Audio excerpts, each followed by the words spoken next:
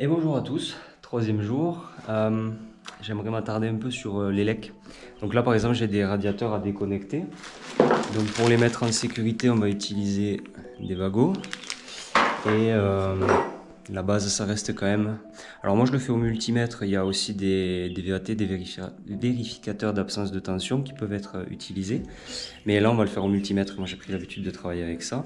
Donc pour déconnecter, tout simplement, bon, on fait. Moi, j'ai pris l'habitude de faire une coupure générale, je m'embête pas.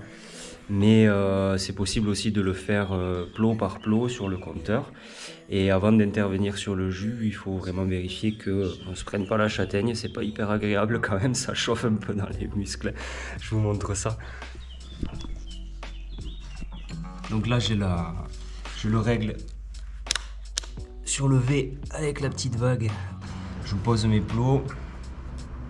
Et je dois être sur une valeur proche de 0. Hein. Voilà.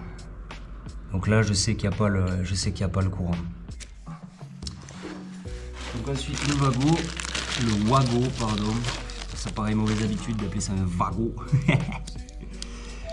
On le lève. On connecte. Là, je vois que le fil dépasse un peu, donc c'est pas bon. Je repousse. Tac. Tac. Donc on passe le wago, on le ferme et on est safe. Là. Mais du coup, rouge et noir, c'est pas... Alors, peu importe le sens, puisque dans tous les cas, ça va passer par ton multimètre et tu auras une valeur s'il y a le jus, de toute façon. D'accord.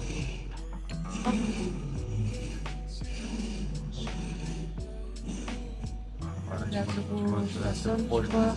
0. Ouais. Donc on est bon. On est bon. Normalement, tu devrais pas prendre la châtaigne. C'est bien le normalement. Là, là, tu crains rien du tout. Il est peut-être un peu grand celui-là. On le remettra en tension tout à l'heure et tu referas un test avec le circuit en tension. Ouais. Et tu verras que la valeur, ça vient s'affoler complètement. Ouais. Après, il y a vraiment au départ là, une résistance sur les câbles du multimètre et c'est pour ça que tu as une valeur qui est légèrement changeante, qui est proche du 0 en permanence. Et après, si imaginons quand tu démarres, tu recoupes les fils, c'est trop grand. Ouais, là tu vois par exemple sur le radiateur c'était trop dénudé C'est ce que et il je faut fais, pas que la partie métallique sorte du wago. Ouais. Du Oui. wago, pardon. Parce que sinon, wago. ouais. Les élèves qui me reprennent à chaque fois, mais C'est c'est vrai pas un wago, la C'est wago vrai c'est pour rouler avec. C'est un wago. Mais voilà, faut qu'il n'y ait rien qui dépasse et après là, à partir du moment où tu l'as mis dans le wago, c'est safe, tu crains plus rien, tu n'as plus aucun contact possible avec le... Ok. Alors ce qui est bien, c'est de vérifier aussi que les fils ne soient pas abîmés sur les côtés, tu vois, qu'il n'y ait pas une partie dénudée. Ouais. Voilà. Donc là, tu es safe et tu peux travailler là-dessus. Nickel. On tape. Bon, ça peut paraître un peu long pour ceux qui connaissent le fonctionnement, mais je pense que c'est quand même important de s'attarder sur ce genre de détails-là, puisque ça peut quand même coûter la vie. Donc là, tout le réseau électrique est mis en sécurité et on continue les détapissages dans tous les sens, il en reste encore. Après, c'est aussi possible de travailler avec une coupure générale sur la maison, c'est ce qu'on a fait le premier jour. Ça permet de travailler aussi en sécurité. Mais c'est vrai que c'est un peu plus contraignant d'aller tirer une rallonge directement au compteur sur le seul plot qui reste ouvert. C'est quand même vachement mieux d'avoir les prises directement dans les chambres. Donc voilà, le réseau est sécurisé et puis on peut attaquer sur autre chose, quoi. Voilà ce qui est important de faire ici, vu qu'on va tout imprimer en glycéro donc pour bloquer les fonds de mur, on va s'occuper aussi de poncer les cadres. Donc, pour faire simple, il y a plein de petits défauts qui ont été laissés, pris dans la peinture, des petits morceaux un peu partout. Donc tout ça, le but c'est pas forcément d'aller à blanc, mais c'est de le rendre homogène et doux au toucher pour enlever vraiment toutes les aspérités et corriger un petit peu le grain des peintures précédentes et retrouver un support qui est prêt à recevoir une belle peinture, quoi. Ensuite, tous les angles et tous les cueillis et toutes les bordures de moulures, et tout va être repassé donc en ponçage pour enlever tous les résidus de colle, tout ce qui reste suite au détapissage. Ici par exemple, tout ça là, ça doit sauter parce que ça tiendra pas en peinture et ça tiendra encore moins sous l'enduit. Donc voilà, petit coup de cale à poncer partout. Enfin là je le fais avec la Festool. C'est un peu plus rapide, on gagne du temps avec le ponçage mécanique. Coup de girafe partout, donc ce petit machin là, magnifique. Partout sur les murs, et ça va être dans toute la maison. Donc pour enlever les derniers petits résidus de colle qui pourraient rester suite au détapissage.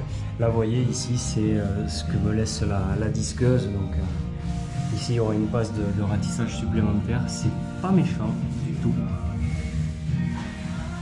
Juste un petit peu plus de boulot. On va corriger aussi toutes les fissures, on va les retravailler. Ça va être cool, ça va être hyper intéressant tout ça. Allez, je rattaque.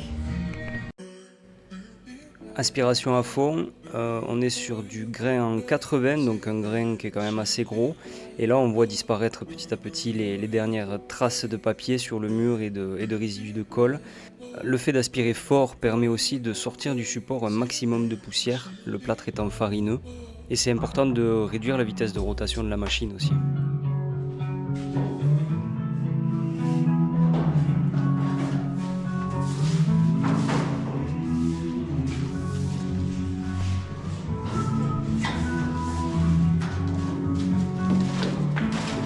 Dernière recrue.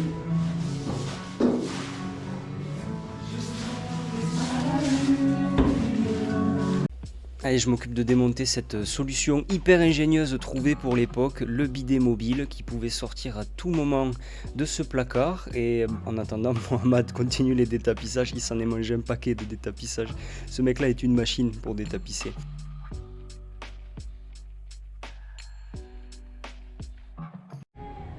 Yo, l'ambiance sur le chantier elle est trop cool. Je vous montre, je vais passer discrètement avec la caméra, tout discret.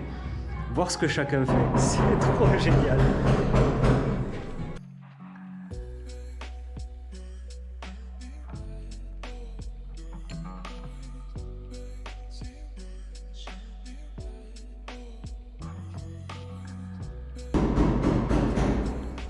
Tout le monde est trop content en vrai. Les chantiers comme ça.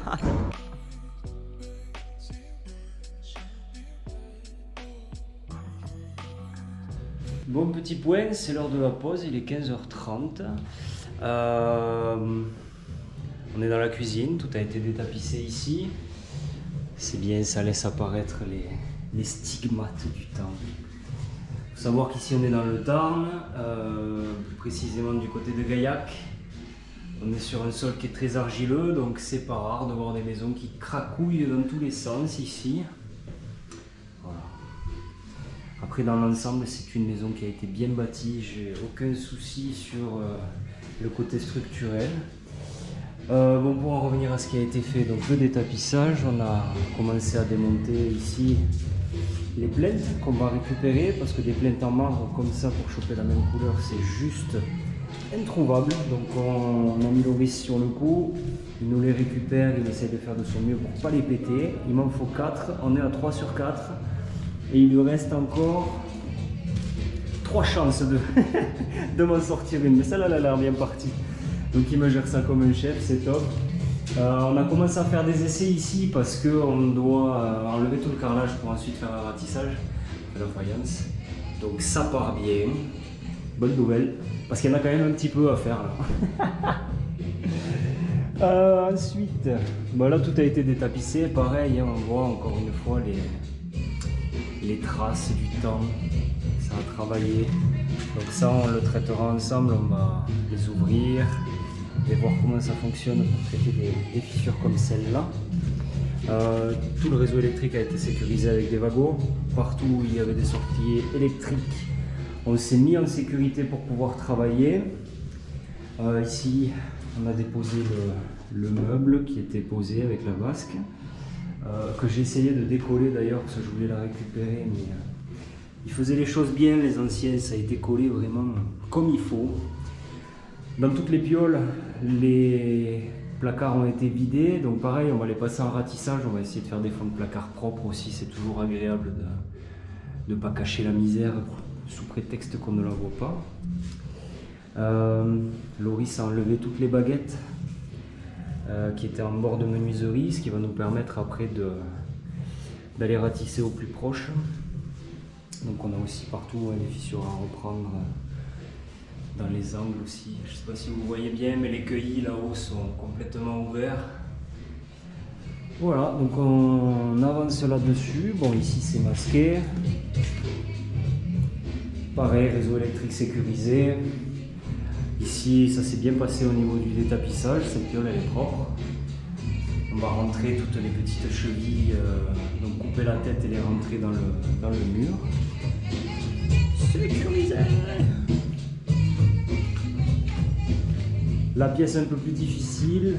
Donc là, on va se mettre au gros du ponçage. On va poncer au grain 60, essayer avec l'aspiration sur la girafe au max, de décoller tout ce qui ne tient pas. C'est vraiment important. Donc ça on va s'y mettre. Bon, petit à petit tout est rangé, on évacue les déchets, c'est important de travailler sur un chantier propre aussi.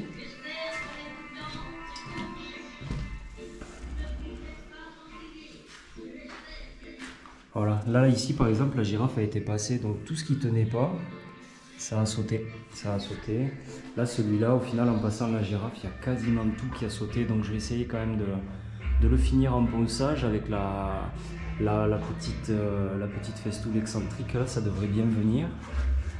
Pareil, ici on a sorti tous les placards, tout a été vidé, c'est descendu au garage pour pouvoir être mis en peinture directement en bas.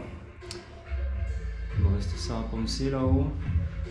Et dans l'ensemble c'est top, ça avance bien, vraiment on a une belle équipe là, c'est un plaisir de travailler avec eux. Vraiment, c'est un grand plaisir. On a du bon son, on s'entend bien tous et ça avance franchement fort. Je ne m'attendais pas à avancer autant et aussi vite, quoi. Sérieux.